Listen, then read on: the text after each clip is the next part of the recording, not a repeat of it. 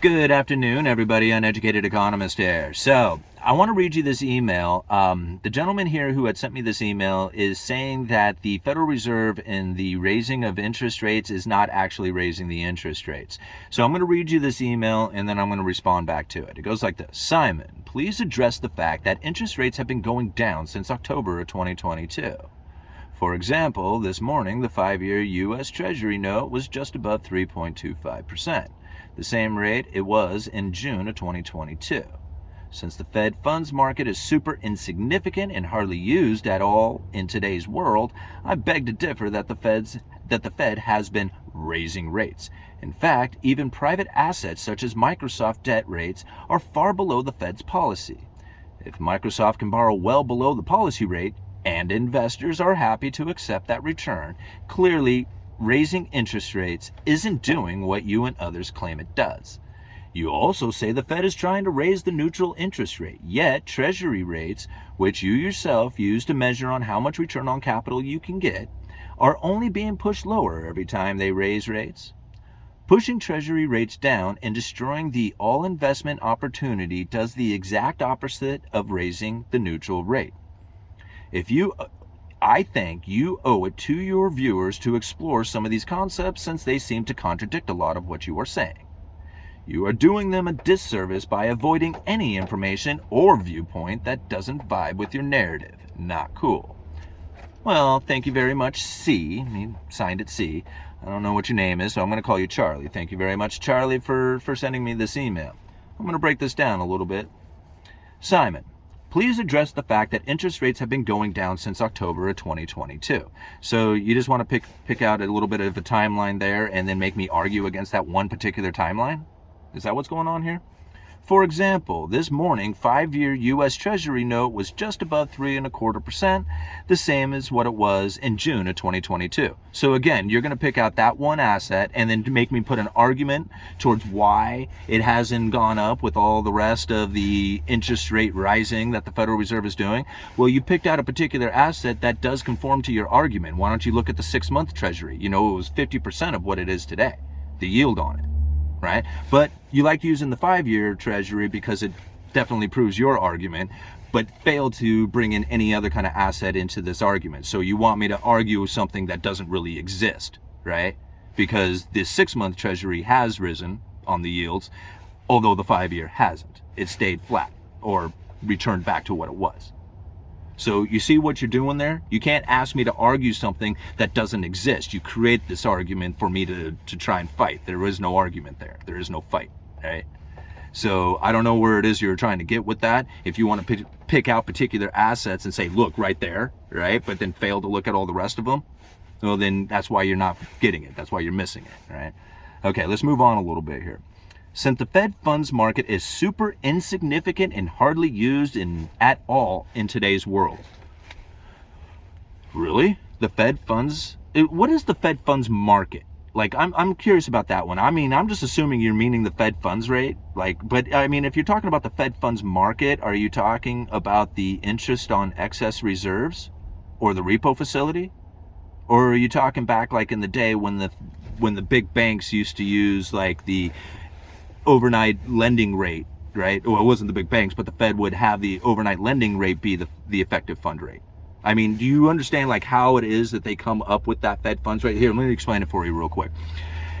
See, prior to the pandemic, the banking system worked on what they refer to as a limited reserve basis, right? So some of these banks at the end of the day would have excess reserves. Some of them would be in need of reserves. The ones who had excess reserves would lend that money to the ones who were in need of reserves. That overnight lending rate was the effective fund rate, the target rate that the Federal Reserve is shooting for, right? Because the Fed funds rate is just an imaginary number. It's just arbitrary. They write it on the wall, say this is what we're going for. Right? But the effective fund rate was that overnight lending rate that was happening with the big banks. But then they ran into what they called an abundant reserve system. Right? So instead of being limited, where some banks had reserves and some of them needed reserves, and that overnight lending rate established the Fed funds, now all the banks had all the reserves they need. There was zero reserve requirement. So they had excess reserves, and those excess reserves landed at the Federal Reserve in an account called account on excess reserves, right? Which would have an interest rate attached to it. They would also open up the repo facility. So between the repo facility and the interest on excess reserves, they would create a channel that would then determine or establish that Fed funds rate, right? So if they wanted the Fed funds to be at 4.5%, they would adjust the repo facility and the interest on excess reserves to channel that Fed funds rate, right? And that still exists today. That hasn't changed. So to say that it's super insignificant, you're missing it. That's like delusional. You can't use that as a statement. Like, that doesn't exist straight up, right? So by saying it's super insignificant, you're wrong. Like, I mean, somebody might have said that to you, right, out there, and you might have taken that to heart, but it's not the truth, right? I mean, it is a very significant thing. Okay, anyway, moving on. In fact, okay, he says, I beg to differ that the Fed has been raising rates. In fact, private assets such as Microsoft debt rates are far below the Fed's policy. If Microsoft can borrow well below the policy rate and investors are happy to accept the return, clearly raising rates isn't doing what others claim it does. Raising rates isn't doing what you and others claim it does. Well, okay, let's try this again here, all right? If you are buying a bond that yields you a return, and that yield that you get is less than what the purchasing power is going to be into the future, you are a speculator. You're not expecting that you are going to hold on to this until it matures so that you can get your principal and your interest off of it, because if you did that, you would end up losing out on your purchasing power by the time that matures. So you're not investing. That's not an investment. These people are speculating. They're speculating on the idea that if they buy this debt today, even though it doesn't have the greatest yield to it, that interest rates are going to drop into the future, much like you are even saying it's going to, but I have my doubts, right? But the idea that the interest rates are going to drop into the future, you can pick up Microsoft debt today, even though the return on it isn't going to beat the purchasing power if you held on to it to maturity. But if you picked it up today and yields drop into the future, you're going to be able to sell Microsoft debt for a profit. These people are speculating. They're not investing. There's a huge difference inside of that, and you have to understand why it is that they're doing it, right? They're not buying it for the return on yield. They're buying it because they think that they're going to be able to sell it off into the future, all right? Now, I'm not even saying that. I'm not even saying that. I'm saying that's a possibility that could be happening. If you really want to know what's going on out there, you go do your own research, right? This is just the stuff that I've come up with. Let's move on. All right. Okay, let's see here. Which yourself? Okay, here we go. He goes on to say here, you also say the Fed is trying to raise the neutral interest rate, yet Treasury rates, which you yourself use to measure on how much return on capital you get, are only being pushed lower every time they raise rates. Now, wait a minute here. I have never used that as a measure, right? I've never used it as a measure. I've used it as an example, which is very different. Let me use that example again. If you had inherited $1 million back in the early 80s, you could invest your money with the government and get a 10 to 15% return on a 10-year treasury. That's a pretty decent return for $1 million, anywhere from $100,000 to $150,000. Today, if you were to invest your money with the government, you would get somewhere around $35,000. Not that great of a living, especially for $1 million investment. That is all an example. It's not a measure of purchasing power or anything like that. It is simply an example, right? So how you related that into being a measure of some kind of measure in the economy, I really don't know. You assumed that, right? So let's move on here. Okay, I think you owe it to your viewers to explore some of these concepts. We did. Since they seem to contradict a lot of what you are saying. They kind of did, but they were, I explained myself, I think, pretty well. You're doing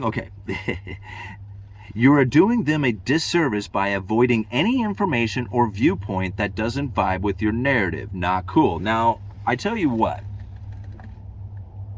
I don't owe anybody anything. Right?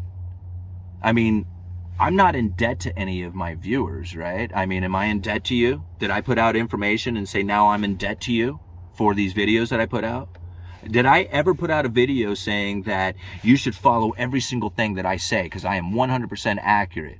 Have I ever said that? In fact, go and look at the About section of my page. I tell people right there that I give them no reason to believe a single thing that I say. I put out videos saying that. Why would you trust me? Right? I never asked anybody to trust me. I never asked anybody to believe me. I told people to go do your own research and think for yourself. That's what I do. I don't listen to other economists. If other economists are saying something that's different from what I believe, I don't change my beliefs on that. Right? I stick to my guns. I stick to what it is that I believe out here. I stick to the information that I have gathered from what I believe the Federal Reserve is attempting to do, and I put out that information as my opinion. Right? There is no exact science to this. There's no mathematical formula that says this is the economic equation that you follow. Right? This is all very much theory. It's very much fluid as far as, the possibilities that can happen out there. It's very much organic. Right? There is no set of rules. If I understand the economy the way I do, and I'm able to make my way through this world, be prosperous, be profitable, be everything that I want to do from the understanding that I have, cool. If you understand the economy differently from me, but it works for you, go for it, man. Don't listen to me. What do I know, right? I mean, if you understand the economy already, what are you doing? Right? What are you searching for? Are you looking for information? Are you looking for bias? Are you looking for something that contradicts what you were saying? I mean, this is all information. We take in all of it and then figure out what it is that we need for ourselves. Right? That's the whole point of it all. I really appreciate the email, taking the time to send that to me. Uneducated Economist. You guys let me